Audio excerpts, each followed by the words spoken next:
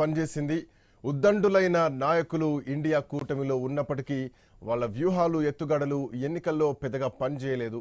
ఇప్పటి వరకు వచ్చినటువంటి ఆధిక్యాలను చూస్తే ఎన్డీఏ కూటమి మ్యాజిక్ మార్కును దాటడమే కాదు, ఏకంగా డబుల్ సెంచరీ కూడా క్రాస్ చేసిందనే చెప్పాలి.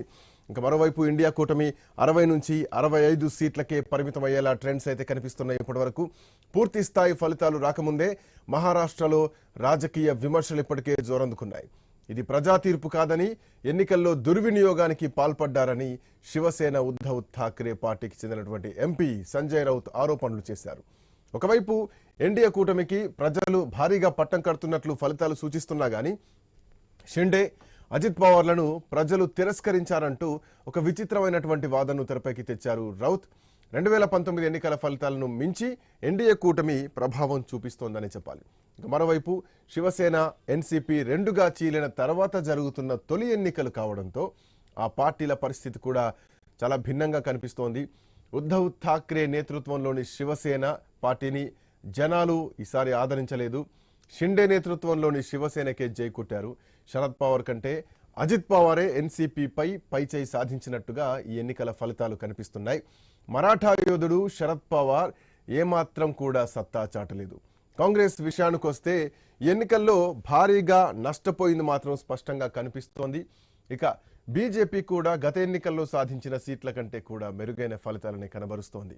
మొత్తంగా కులగణనకు వ్యతిరేకంగా ఎన్డీఏ కూటమి సంధించిన ఐక్యతా అస్త్రం ఓటర్లను ఆకట్టుకున్నట్లుగానే కనిపిస్తోంది.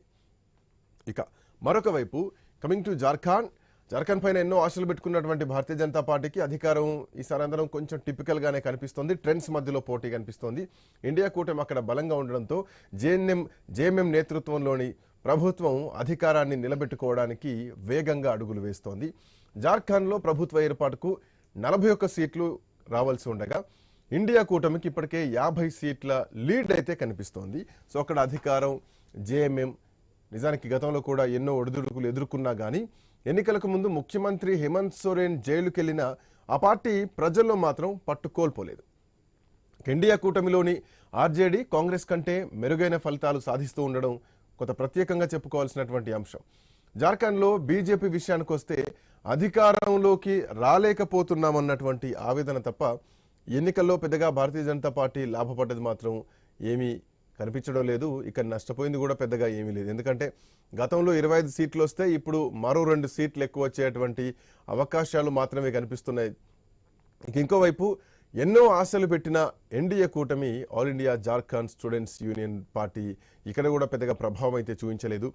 పోరుగానే బీహార్లో అధికారం ఉన్న జేడీయూ సైతం ఇక ఎలాంటి ఎఫెక్ట్ చూపించలేదని చెప్పాలి, పొరుగున్నటువంటి బీహార్తో చూసినా కానీ. సో ఓవరాల్గా ఎన్డీఏ కూటమిలో బీజేపీ తప్ప ఇతర పార్టీలేవి కూడా ఇక్కడ రాణించలేదని చెప్పాలి. ఇదే సమయంలో ఇండియా కూటమి జేఎంఎం, లాలూ ప్రసాద్ నేతృత్వంలోని ఆర్జేడీ కూడా కొంతవరకు కూటమిని ఆదుకున్నాయని చెప్పాలి. సో అనుకున్నదొకటి అయ్యిందొకటి. సో ప్రస్తుతానికి మహారాష్ట్ర, జార్ఖండ్ ఈ రెండింటి మధ్యలో జార్ఖండ్ని భారతీయ జనతా పార్టీ పెద్దగా వస్తుంది అన్నటువంటి ఆశ లేకపోయినా మహారాష్ట్ర మీద మాత్రం చాలా సీరియస్గా వర్కౌట్ చేసింది, సీరియస్గా ప్రచారం చేసింది. చాలా అంశాలు మహారాష్ట్రలో పరిగణలోకి తీసుకున్నటువంటి అంశాలు ఉన్నాయి. అక్కడ రైతుల వ్యతిరేకత కానీ, ఉల్లి రైతుల వ్యతిరేకత కానీ, అట్లాగే పార్టీలు చీల్చినటువంటి పరిస్థితుల్లో చాలా అంటే ఒక ప్రజాస్వామ్యం కూని జరిగింది అంటూ కూడా బీజేపీ పైన అన్ని పార్టీలు దేశవ్యాప్తంగా దుమ్మెత్తిపోసినటువంటి పరిస్థితి. బట్ ఇక్కడ మళ్ళీ ప్రజలు షిండే వైపు మొగ్గు చూపడం కొంత ఆశ్చర్యంగా కనిపిస్తుంది. ఎట్లాంటి పరిస్థితులు ఇక్కడ ఎన్డీఏ కూటమి కలిసి వచ్చాయి, ఇవన్నీ కూడా మాట్లాడదాం. సో ప్రస్తుతానికైతే ట్రెండ్స్ కనిపిస్తోంది. మహారాష్ట్రలో ఎన్డీఏ కూటమి మాత్రం ఒక రకంగా చెప్పాలంటే ఊచకోత అనే చెప్పాలి. 288 సీట్లకు ప్రస్తుతానికి 287 స్థానాల్లో లెక్కింపు నడిచింది. ఇప్పటివరకు 217 స్థానాల్లో ప్రస్తుతానికి బీజేపీ లీడ్లో ఉంది. కాంగ్రెస్ పార్టీ 49 స్థానాల్లో ఉంటే ఇక మిగతా ఇతరులు 21 స్థానాల్లో ప్రస్తుతానికి లీడ్ కనిపిస్తున్నటువంటి పరిస్థితి మాత్రం స్పష్టంగా కనిపిస్తోంది. మనతో పాటు నారా విజయ్ గారు ఉన్నారు, అట్లాగే కాంగ్రెస్ పార్టీ నుంచి వెంకట్ గారు ఉన్నారు. విజయ్ గారు, సో ఈ ప్రజా తీర్పు అనేది మహారాష్ట్రలో ఎవరు గెలుస్తారని కాదు, మహారాష్ట్రలో ఏ పార్టీని ఎవరు ఆదరిస్తారు, ఎన్సీపీ, షిండే సంబంధించిన శివసేన. సో అనుకున్న దానికంటే మనం విశ్లేషించిన దానికంటే కూడా కొంత వ్యతిరేకంగా భిన్నంగా కనిపిస్తుంది. ఎట్లా చూడొచ్చు? ఈ మహారాష్ట్ర ఎన్నికలు బీజేపీ కూటమి ముగ్గు రావచ్చు, కానీ వచ్చిన పద్ధతి చూడండి. భారతదేశంలో ఇప్పుడు జరిగింది ఏంది? ఇప్పుడు ఈ ఎలక్షను జాతీయ పార్టీలు బలంగా ఉన్న చోట కంటే ప్రాంతీయ పార్టీలే కొట్లాడుతున్నాయి. అవును, ఇప్పుడు ప్రాంతీయ పార్టీలే బీజేపీని కూడా కొట్లాడింది ఏంది? ప్రాంతీయ పార్టీలే. బీజేపీ నిలువరిస్తున్న పార్టీ ఏది భారతదేశంలో? ఇప్పుడు జార్ఖండ్లో ఉన్నది, జార్ఖండ్లో జేఎంఎం ఆర్జేడీ నిలువరించినటువంటిది. మహారాష్ట్రలో సింగిల్గా బీజేపీ సీట్లు రావచ్చు, కానీ మిగతా అన్ని ఎవరు? కాంగ్రెస్ బీజేపీ తీసేయండి 288లో, మిగతా అన్ని ప్రాంతీయ పార్టీలే. ప్రాంతీయ పార్టీలు బలంగా ఒక శక్తితో కొట్లాడుతున్నాయి. ప్రాంతీయ పార్టీలను చీల్చి బీజేపీ లాభపడుతుంది. దానికి కాంగ్రెస్ ఒత్తాసు పలుకుతున్నట్టు ఉన్నదే తప్ప ఇక్కడ ఈ మహారాష్ట్ర ఫలితాలు ఏంటంటే దేశంలో ప్రాంతీయ అస్తిత్వ శక్తులు ఐక్యత ఉండడమే ప్రధానంగా దేశానికి రక్షణ. ఐక్యత లేకపోతే దేశం మొత్తం ఇట్లా ఈ రకంగా ఉంటుంది అనేది ఒక సిగ్నల్ మహారాష్ట్ర ప్రజలు ఇచ్చారు. ఇక రాజకీయ పార్టీలు ప్రాంతీయ పార్టీలు ఆలోచించుకోవాల్సినటువంటి అంశం. ఇక కాంగ్రెస్ పార్టీ భారత రాజకీయాల నుంచి అదొక ప్రాంతీయ పార్టీ కంటే ఫైట్ చేయలేనటువంటి శక్తి. కాంగ్రెస్ పార్టీ ఒక పెద్ద శక్తి ఉన్నటువంటి మోడీ తోటి బీజేపీ తోటి ఫైట్ చేయలేదు అని మహారాష్ట్ర ఎన్నికలు తీర్మానించినాయి, ప్రజలు తీర్మానించారు. దాన్ని రాజకీయ పార్టీలు ప్రాంతీయ పార్టీలు ఒక విశ్లేషించుకొని వాళ్ళు ఏ రకంగా దేశవ్యాప్తంగా ఒక కూటమి కట్టడం బెస్టా ఏంటి అనేది ఆలోచించుకోవాల్సినటువంటి అవసరం తప్ప ఇప్పుడు ప్రాంతీయ పార్టీ మహారాష్ట్ర చూడండి, షిండే, అదేవిధంగా అజిత్ పవార్, ఉద్ధవ్ ఠాకరే, వీళ్ళు నలుగురు కలిస్తే చాలు. ఈ నలుగురు కలిస్తే కూడా అధికారం ఏర్పాటు చేసేటట్టు పరిస్థితి ఉన్నది. ఏంది చీలికలు? ఒక ప్రాంతీయ పార్టీని, రెండు ప్రాంతీయ పార్టీలను చీలికతోటి బీజేపీ లాభపడ్డది. ఆ స్థాయిలో కాంగ్రెస్ పార్టీ ఏమన్నా నిలువరించగలిగిందా బీజేపీని అంటే? నిలువరించలేకపోయినటువంటి సిచ్యువేషన్. మొత్తం చతికిలబడ్డది. జార్ఖండ్లో చతికిలబడ్డది. దేశవ్యాప్తంగా కూడా అదే పరిస్థితి. ఇది ఒక భారతదేశానికి మహారాష్ట్ర ప్రజలు ఇచ్చినటువంటి సంకేతం. ఇక బీజేపీ ఈ ఎలక్షన్స్ తోటి ఆగే విషయం అయితే కనిపించట్లేదు.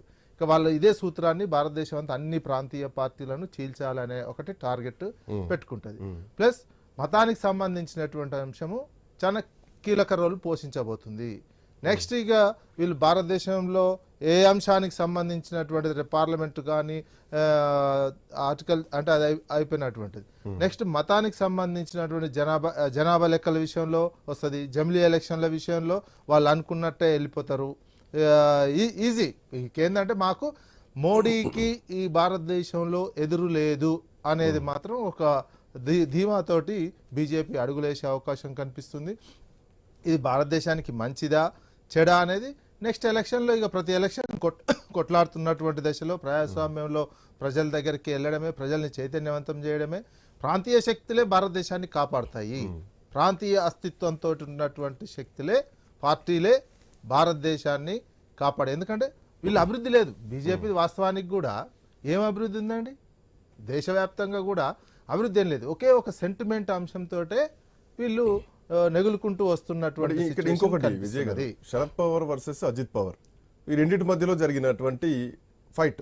సరే, మనం కాంగ్రెస్ పార్టీ, ఇందాక మీరు చెప్పినట్టు కాంగ్రెస్ పార్టీ, బీజేపీ పార్టీ, రెండు జాతీయ పార్టీలు కలిస్తే ఇక్కడ ప్రాంతీయ పార్టీలు 4గా చీలిపోయి జరిగినటువంటి యుద్ధం. సో ఇక్కడ ప్రాంతీయ పరంగా చూస్తే కనుక చాలా సందర్భాల్లో డిస్కస్ చేసుకున్నాం, శరద్ పవార్కి కొంత ఎడ్జ్ ఉంటుందేమో.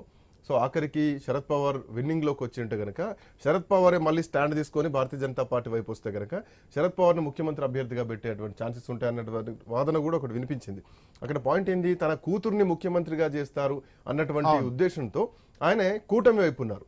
సో ఇది జరిగినటువంటి అయితే ఈ చర్చ ఎందుకు వచ్చిందంటే మన పార్లమెంట్ ఎలక్షన్ లో upper hand Sharad Pawar I think 7 స్థానాలు వాళ్ళకి ఒకటే వచ్చింది, అజిత్ పవార్. ఆ అంచనాతో ఉన్నటువంటి నేపథ్యంలో ఎన్సీపీ వరకు మాత్రం మొత్తం శరద్ పవార్ వైపే మొగ్గుతారు ఓటర్లు అనే దానికి అనుకున్నారు. కానీ అసెంబ్లీ ఎలక్షన్ లో వచ్చేసరికి చేంజ్ అయిపోయినాయి. ఎందుకంటే పార్లమెంట్ రిజల్ట్స్ మళ్ళీ అధికారంలో బీజేపీ సెంట్రల్ లో ఉండేసరికి ప్రజల మైండ్ సెట్ మారిపోయింది.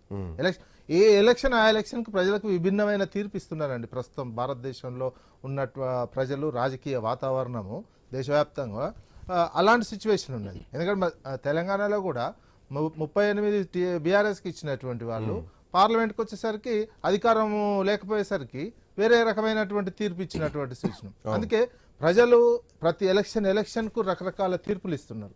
అంటే ఏ ఎలక్షన్కి ఆ ఎలక్షనే చూసుకోవాల్సినటువంటి అవసరం ఉన్నది. కానీ ఓవరాల్ గా భారతదేశంలో కాంగ్రెస్ పార్టీ రాజకీయంగా కొట్లాడలేని సిచ్యువేషన్కి వెళ్ళిపోయింది. ఓన్లీ ప్రాంతీయ పార్టీలే భారతదేశంలో బీజేపీతో కొట్లాడగలవు. చీల్చిన 4 ముక్కలు చేసినా కానీ మళ్ళీ ఓవరాల్ గా చూస్తే ప్రాంతీయ శక్తులే బలోపేతంగా ఉన్నాయి. 105 సీట్లతో బీజేపీ ఉండొచ్చు మహారాష్ట్రలో, కానీ వితౌట్ షిండే లేదు. ఇప్పుడు ఎవరికి సీఎం ఇస్తారు? అంతకుముందు ప్రజాస్వామ్య సూత్రాలు చెప్పి ఫడ్నవీస్ శివసేన విషయంలో ఉద్ధవ్ ఠాకరేకి సీఎం ఇయ్యనటువంటి వాళ్ళు ఇప్పుడు షిండేకి ఇస్తే మరి మెజార్టీ మేము గెలిచి మైనార్టీలో ఉన్నటువంటి తక్కువ సీట్లు వచ్చినాయని సీఎం ఎట్లా ఇవ్వాలనే క్వశ్చన్ వస్తుంది కదా. అప్పుడు ప్రజాస్వామ్యం రాదా? మరి ఇప్పుడు అవకాశవాదం అయిపోతుంది. అది అవకాశం షిండేకి ఇస్తారా? అది కూడా క్వశ్చన్ మార్క్. ఇప్పుడు షిండేకి ఇస్తారా? లేదు మేము 105 ఉన్న తర్వాత అప్పుడంటే మేము కలిసి చేయలేదు, ఇప్పుడు కలిసి చేసినాం, ఎక్కువ సీట్లు ఉన్నాయి, మాకే ముఖ్యమంత్రి కావాలని బీజేపీ అడిగే అవకాశం ఉంటుంది. మళ్ళీ అట్లా వస్తే మళ్ళీ షిండేని కూడా గెలుస్తారు. షిండే పార్టీని కూడా 2 చేయడం పెద్ద విషయం కాదు ఇప్పుడు ఉన్నటువంటి సిచ్యువేషన్. పలు దఫాలుగా చేసుకుంటూ పోతుంది భారతీయ జనతా పార్టీకి పెద్ద ప్రమాదం. ఏం ప్రమాదం వస్తుంది? ఇప్పుడు భారతదేశంలో భారతీయ జనతా పార్టీ 16-17 రాష్ట్రాల్లో ఉన్నది. మనం ఇట్లా డిస్కషన్లలో బీజేపీకి ప్రమాదం వస్తుంది అనుకుంటున్నాను.